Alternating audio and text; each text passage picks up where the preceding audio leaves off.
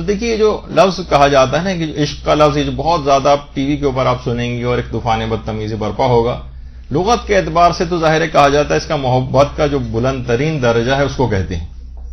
البتہ صوفیہ نے اس سلسلے میں ایک گمراہ کن نظریہ پیش کیا تھا کہ المجاز قنطرۃ الحقیقہ، یعنی عشق حقیقی جو پروردگار کا عشق ہے اس کو دل میں پیدا کرنے کے لیے ضروری ہے کہ انسان اس دنیا میں کسی سے عشق مجازی کرے۔ یہ باقاعدہ گمراہ کن نظریہ صوفیہ نے اس کو باقاعدہ پھیلایا اور سخت ترین اس کی علماء کی طرف سے مذمت بھی ہوئی۔ تو بہرحال لغت کے اعتبار سے تو شدید محبت کو کہا جاتا ہے، اور ایک پودا ہے جس کو ایک بیل ٹائپ کا، جسے عشق پیچا کی بیل کی، جو درخت کو اس طرح سے لپیٹ لیتی ہے کہ درخت کی جو سمجھیں ایک لحاظ سے ہم عام زبان میں کہیں کہ تنفس کی راہ کو بند کر دیتی ہے اور اسے زرد کر دیتی ہے۔ اسی وجہ سے جو عبادت الہی کے عاشق ہوتے ہیں وہ بھی اسی طریقے سے خوف الہی سے اور عبادت کر کر کے اسی طرح سے زرد نظر آتے ہیں۔ تو بہرحال قرآن میں اللہ کے لیے حب کا لفظ استعمال ہوا ہے یا محبت کا لفظ استعمال ہوا ہے، جبکہ لفظ عشق کو قرآن نے کسی بھی جگہ ویسے ذکر نہیں کیا۔ احادیث میں کچھ میں آیا ہے، البتہ قرآن نے اس کو ذکر نہیں کیا۔ اور اہل لغت جو کہ عام طور پر کہتے ہیں کہ اس سے مراد شدید محبت ہے، تو قرآن نے بھی شدید محبت کا لفظ تو استعمال کیا لیکن اس کو عشق کے لفظ سے نہیں بدلا۔ مثلا جو قرآن کی آیت ہے آئی ہے کہ والذین آمنوا اشد حبا للہ، کہ صاحبان ایمان اللہ کی محبت میں شدید ہوتے ہیں۔ تو یہاں بہت آرام سے یہ بات کہی جا سکتی تھی کہ اللہ کے عاشق ہوتے ہیں، لیکن اس لفظ کو پروردگار عالم نے یہاں اشد حبا للہ کا تو لفظ استعمال کیا ہے، لیکن یہاں اس کو عشق سے نہیں بدلا ہے۔ اس لیے بہت سے اہل علم حضرات کہتے ہیں کہ اللہ کے لیے اس لفظ کو استعمال کرنا قبیح ہے، کیونکہ اس کا زیادہ تر رجحان عشق مجازی کی طرف ہوتا ہے کہ جس کے اندر عام طور پر حرام رجحانات جو ہیں وہ پیدا ہوتے ہیں۔ اور ایک وجہ شاید یہ بھی ہے کہ جو لفظ عشق ہے یہ غیر متوازن جو کیفیت ہوتی ہے اس کے اوپر دلالت کرتا ہے، یعنی جس میں انسان ہوش و حواس جس کے جاتے رہتے ہیں، جبکہ اللہ کے بندے جو ہوتے ہیں وہ کمال محبت میں حدود جو شریعت کی جو حدود ہیں اور قواعد ہیں اس سے ذرا سا بھی اختلاف نہیں کرتے، اور ہر حال میں یعنی ان کے ایسے ہوش و حواس نہیں جاتے کہ جس میں شریعت ہی مختل ہو کے رہ جائے اور اس پر عمل نہ ہو سکے۔ یہی وجہ ہے کہ جو واقعہ کربلا میں نہیں ملتا کہ انہوں نے پوچھا تھا کہ ہم خیموں میں جل کر مر جائیں، یعنی اس وقت بھی حالانکہ کمال عشق خداوندی پایا جاتا تھا، لیکن اس وقت بھی ایک حکم شریعت کی پاسداری کے لیے والا سوال پوچھا گیا کہ خیموں میں جل کے مر جائیں یا باہر آ جائیں۔ کتنے اصحاب کے متعلق ملتا ہے کہ حالات جنگ میں شدید پیاس کا عالم تھا، زخمی بھی تھے، لیکن جب پانی دیا جاتا تھا اور پانی منہ میں لگتے ہی خون نکل کے پورا آلودہ ہو جاتا تھا تو اس پانی کو پھینک دیتے تھے، کیونکہ خون آلود پانی جو ہے وہ پینا حرام ہے۔ یعنی وہاں پر بھی اس کمال عشق خدا پروردگار کا اور محبت رکھنے کے باوجود بھی جو شریعت کے قواعد ہیں ان کی خلاف ورزی نہیں کی، کیونکہ ذرا سا بھی تجاوز ہو جائے تو اس میں سوء ادب کا احتمال ہوتا ہے اور گمراہی میں پڑنے کا قوی اندیشہ ہوتا ہے۔ اور اس کی کتنی مثالیں بھی ہیں جو ذرا محبت میں اپنے تئیں محبت میں آگے بڑھ گئے۔ آپ دیکھیے نصارہ حضرت عیسیٰ کو خدا کا بیٹا بنا ڈالا، بہت سے محبان اہل بیت جو کہتے ہیں کہ ہم عشق اہل بیت کے اندر بہت زیادہ آگے چلے گئے ہیں، تو وہ مسئلہ یہ ہوتا ہے کہ اتنے آگے بڑھ جاتے ہیں کہ وہ غالی اور مفوضہ بن جاتے ہیں۔ تو اس وجہ سے غیر متوازن قسم کی اس میں کیفیت ہو جاتی ہے جس کو اسلام نے پسند نہیں کیا، بلکہ محبت کا شدید جذبہ تو کہا قرآن نے، لیکن اس انداز میں جو کہ مستعمل ہے غلط معنوں میں اور صرف غیر اللہ کے لیے عام طور پر زیادہ تر اس لفظ کا انتخاب ہوتا ہے کہ شاید اس وجہ سے بھی قرآن نے اس کو استعمال نہیں کیا۔ اچھا، اب اس کے بے تحاشا شدید نقصانات بھی دیکھیے۔ خاص ایک ڈسٹینس محرم اور نامحرم کے درمیان اسلام نے رکھا ہے، اور ان کے درمیان جو توازن ہے اور جو حد فاصل وہ پردہ ہے۔ ان میں سے اگر کوئی شخص بھی ذرا سا بھی آگے بڑھے گا تو آپ دیکھ رہے ہیں کہ اس میں فوراً اس کا بیلنس آؤٹ ہو جائے گا اور دونوں نیچے گریں گے۔ تو اسلام نے یہ سمجھیں کہ جس کے اوپر یہ تختہ رکھا ہوا ہے یہ پردے اور حجاب، یہ فقہی قوانین ہیں، یہ جو خاص ڈسٹینس ان کے درمیان رکھا ہے، اگر اس ڈسٹینس کو ذرا سا بھی کوئی کراس کرنے کی کوشش کرے گا اور ایک شخص بھی اس میں آگے بڑھے گا تو اس کا نتیجہ دونوں کی ہلاکت کی صورت میں ہوگا۔ تو یہ سب چیزیں ایسی ہیں کہ اس سے بے پناہ نقصانات، نوجوانوں کو دیکھ لیں، ان کی پڑھائیاں تباہ و برباد ہو جاتی ہیں، ان کی زندگیاں مختل ہو کے رہ جاتی ہیں۔ جبھی وہ غالب بھی کہتے تھے کہ عشق نے غالب نکما کر دیا ورنہ ہم بھی آدمی تھے کام کے وغیرہ، جو کہ آپ سنتی ہیں. تو بہرحال ایک مومن کی شان کے خلاف ہے کہ وہ اس طرح سے ان عشق مجازی وغیرہ کے چکروں کے اندر اپنے وقت کو ضائع کرے. دیکھیے اسلام میں ایک حکم ہے جس کو کہا جاتا ہے منافی و مروت کام. اسلام منافی و مروت کاموں سے پرہیز کی ہدایت کرتا ہے. اس پہ پورا ایک الگ سے 2.5-3 گھنٹے کا لیکچر جو ہے وہ ہونا چاہیے کہ منافی و مروت کام کون کون سے ہوتے ہیں. یعنی وہ کام نہ حرام ہوتے ہیں نہ وہ کام مکروہ ہوتے ہیں، البتہ وہ کام ایک مومن کی شان کے خلاف ضرور ہوتے ہیں. جیسے مثال عام طور پہ دی جاتی ہے کہ عالم دین ہے، امامہ ابا قبا پہن کے جا رہا ہے اور کہیں ٹھیلے پہ سے چھولے خرید کے اور اکڑو بیٹھ کے کہیں کھا رہا ہو تو حرام تو نہیں، مکروہ بھی نہیں ہے کسی جگہ لکھا ہوا، لیکن لوگ ہنسیں گے، لوگ کہیں گے تو ان کی شان کے خلاف ہے، انہیں ایسا کام نہیں کرنا چاہیے. مثلا مجھے کسی جگہ آپ دیکھیں گے میں ٹھیلے پہ کھڑے ہو کے کہیں گولا گنڈا مثلا خرید کے کھا رہا ہوں تو آپ کو جو ہے تھوڑا سا کہ ہمیں پڑھانے آتے ہیں یہ بڑے ٹھیک ہے، کوئی آپ ان سے پوچھیں گے حرام ہے کیا مکروہ ہے؟ نہیں، حرام مکروہ نہیں ہے، لیکن ان کی شان نہیں تھی کہ کسی جگہ پڑھاتے ہوں دینی کوئی چیزیں تو یہ اس طرح سے کھڑے ہو کر کھائیں. جب بھی کہا جاتا ہے کہ دیکھیے جو عرفی گناہ ہیں یہ شرعی گناہ سے زیادہ خطرناک سمجھے جاتے ہیں. مثلا آپ دیکھتی ہیں عام لوگوں کے اندر بھی کہ مثلا اگر کوئی لڑکا گانے سن رہا ہو گھر میں، کوئی برا نہیں مانتا، ٹھیک ہے گانے سن رہا ہے، لیکن وہی لڑکا اگر سگریٹ پیتا نظر آئے باپ جو ہے پکڑ کے مارتا ہے اس کو.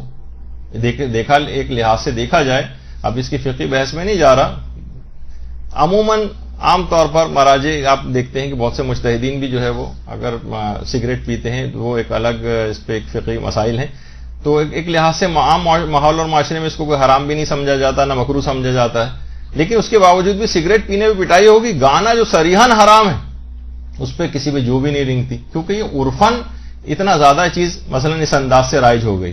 کوئی لڑکی مثلا بے پردہ گھومے کچھ بھی نہیں ہوتا، ماں کچھ اس کو نہیں کہتی، لیکن وہی بیٹی اگر چپل سمیت مثلا صوفے کے اوپر چڑھ کے کھڑی ہو جائے فوراً ماں اس کو مارنے کے لیے آ جاتی. تو دیکھیے بہت ساری ایسی چیزیں. تو مومن کو بھی یہی ہوتا ہے کہ اس کے لیے حکم ہے کہ جو اس کی جو شایان شان کام نہ ہو، جو منافی و مروت سمجھے جائیں، ان کو اس کام کو نہیں کرنا چاہیے. تو نامحرموں کے جو عاشق ہوتے ہیں، دیکھیے ہمیشہ یہ اپنے ساتھ ایک بدنامی ضرور لے کر آتا ہے. عاشق جو ہے مار بھی کھاتا ہے، بعض اوقات آپ نے دیکھا ہوگا قتل بھی ہو جاتا ہے. تو یہ بظاہر آپ کو یہ ایسا نظر آتا ہے کہ ہارٹ کی شیپ کا، لیکن اصل میں ایک پھندا ہے کہ جس کے اندر ہی گرفتار ہونے جا رہا ہے. تو دنیا دیکھیے اس کو معیوب سمجھ رہی ہے، یہ مثلا بیٹھا ہوا SMS کر رہا ہے، سب گھر والے دیکھ رہے ہیں، اس کے خطوط پکڑے جا رہے ہیں، اس کی ایمیلز پکڑی جا رہی ہیں، اس کی عزت نفس مجروح ہو رہی ہے، برا بھلا اسے کہا جا رہا ہے، لیکن وہی کہ سارے عاشقی سلامت اور کچھ برا نہ مانا جو آپ سنتی ہیں. تو یہی اس نوجوان کے ساتھ بھی ہوتا ہے. اور یہی نوجوان ابھی تک جو اس انداز سے کام کر رہا ہوتا ہے، لیکن جب کبھی اپنی بہن کو اس قسم کے کاموں میں مبتلا دیکھتا ہے تو فوراً جوش و جذبات اور غیظ و غضب میں بھر جاتا ہے، وہ اس کے خلاف جو ہے اس کے اوپر پابندیاں لگانے لگتا ہے. اور اگر تو اب ہم یہ دیکھتے ہیں کہ جو یہ افراد جو ہیں اپنی عزتوں سے بالکل بے بہرا ہو جاتے ہیں اور اپنے ساتھ اس کے ساتھ اتنے زیادہ منسلک گناہان کبیرہ ہیں. یعنی اگر آپ دیکھیں کہ اتنا سخت یہ خود غرض قسم کا شخص بن جاتا ہے کہ اپنے ماں باپ کو بے انتہا تکلیفیں پہنچاتا ہے. لڑکوں کا آپ دیکھیں کیسی بد کلامیاں اس سلسلے میں کرتے ہیں والدین سے، لڑکیاں کیسی کیسی زبانیں اس کے اندر چلاتی ہیں. یعنی یہ کون سی آپ کو ایسی محبت ہو گئی ہے، جمعہ آپ کو جو ہے وہ 8 دن ہوئے ہیں کہ جو حقیقی محبت کرنے والے والدین ہیں ان سے اتنا برا سلوک آپ نے کرنا شروع کر دیا. یعنی ان کو اپنے دشمن سمجھنا شروع کر دیا، اور اس شیطانی نفسانی خواہشات کے مقابلے میں آپ نے والدین کی عزت کو پائمال کرنا شروع کر دیا. یہ اصل میں عشق نہیں ہے، یہ فسق ہے، یہ فجور ہے، یہ بے حیائی ہے، یہ گناہ ہے، یہ ایک عذاب ہے کہ جس کے اندر آپ اس وقت مبتلا ہیں. یعنی جو شخص بھی اس کے اندر مبتلا وہ سمجھ جائے کہ اب شیطان اس سے کیا کیا گناہ کبیرہ نہیں کروائے گا. اور یہ بھی دیکھا جاتا ہے کہ عام طور پر یہ شخص جو ہوتا ہے یہ سخت قسم کا خودغرض اور انفرادیت پسند بن جاتا ہے، چاہے وہ لڑکا ہو چاہے کوئی لڑکی ہو. سخت قسم کا انفرادیت پسند، یہ صرف اور صرف بس اپنے اندر مگن ہو جاتا ہے. اسے اجتماعی کاموں سے یہ آپ کو گریز کرتا ہوا نظر آئے گا، کسی دینی مقصد کے اندر جو ہے آپ کو کہیں کوئی کام کرتا ہوا نظر نہیں آئے گا. اسے بس اپنے مقصد کا حصول چاہیے، بس چاہے کتنے ہی خاندان تباہ و برباد ہو جائیں، والدین کتنے ہی ناراض ہو جائیں، باپ کی کتنی طبیعت خراب ہو جائے. حتیٰ کہ یہ تمام افراد جو ہم دیکھتے ہیں کہ حقوق اللہ کے تارک بھی ہو جاتے ہیں اور حقوق العباد کے تارک بھی ہو جاتے ہیں. یعنی یہ دونوں چیزوں کے اندر شیطان ان کو اس طرح سے جو ہے وہ مبتلا کرتا ہے. تو یہ نہ کسی آداب و رسومات کے پھر پابند رہتے ہیں جو شریعت کے، نہ احکامات شریعت کے کوئی پابند آپ کو نظر آتے ہیں. ہر ایک سے یہ بدظن بدگمانیاں پیدا کرتے ہیں. ہر شخص کو اپنے جو بھی ان کے مقابلے میں ان کو سمجھانے کی کوشش کرتا ہے اس کو اپنا دشمن سمجھتے ہیں. ان کو آپ لاکھ فتاوے دکھائیں کہ دیکھیے مجتہدین نے فرمائے کہ اس طرح سے تمہارا اقدامات ہی کرنے جائز نہیں ہے، ان کی بات نہیں مانے گا. انہیں آپ حدیثیں ساری دکھاتے رہیں، ان کی حدیثیں نہیں سنے گا. مکمل شیطان کے چنگل میں یہ گرفتار ہو جاتا ہے، جس کے دل میں بھی عشق مجازی چیز پیدا ہوتی. والدین کا نافرمان یہ نہیں ہوتا، والدین اس کو سمجھا رہے ہوتے ہیں کہ دیکھو بیٹا پڑھائی کر لو، وہ نہیں سن رہا ہوتا. دیکھو فون پہ اتنی دیر بات مت کرو، ان کی بات نہیں سن رہا ہوتا. رات کو جلد سونے کی تاکید کرتے ہیں، نہیں سنتا نہ یہ سنتی. تو ان کو سخت اذیتوں میں مبتلا کرتا ہے، بد کلامیاں کرتا ہے، جھڑکتا ہے. قرآن نے جن کے متعلق کہا ہے کہ ان کو اف تک بھی نہ کرنا، ان کے سامنے چیخ چیخ کر باتیں کر رہا ہوتا ہے. غرض ایک گناہ کبیرہ کی ایک سیریز ہے. یعنی اللہ اس سے ناراض ہو جائیں اس کو پرواہ نہیں ہے، رسول ناراض ہو جائیں پرواہ نہیں ہے، امام ناراض ہو جائیں پرواہ نہیں ہے، والدین رشتہ دار ناراض ہو جائیں پرواہ نہیں ہے.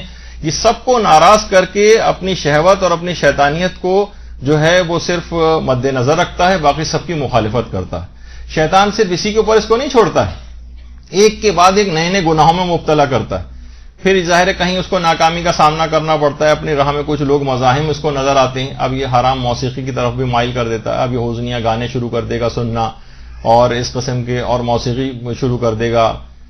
اسی کے اندر اگر اس کو آزادی مل جائے، تھوڑی سی اپورچونیٹیز اس کے پاس اس انداز کی آ جائیں تو مثلا نامحرم کو ہاتھ بھی لگائے گا، بڑے بڑے اس کے بعد گناہوں کے اندر مبتلا ہوگا، حتیٰ کہ زناکاری کی حد تک بھی جو معاملہ چلا جاتا ہے، جو کہ آج کل یہ جو کتنی زیادہ اموات ہو رہی ہیں اس کا سبب یہی روایات کے اندر بتایا گیا ہے. اس کے بعد ناجائز اولادیں، پھر ان کا قتل. یعنی کہاں تک یہ سلسلہ جاتا ہے، جس کو جتنے مواقع ملتے جاتے ہیں شیطان اس میں مبتلا کرتا جاتا ہے. قتل کی حد تک نوبت آ جاتی.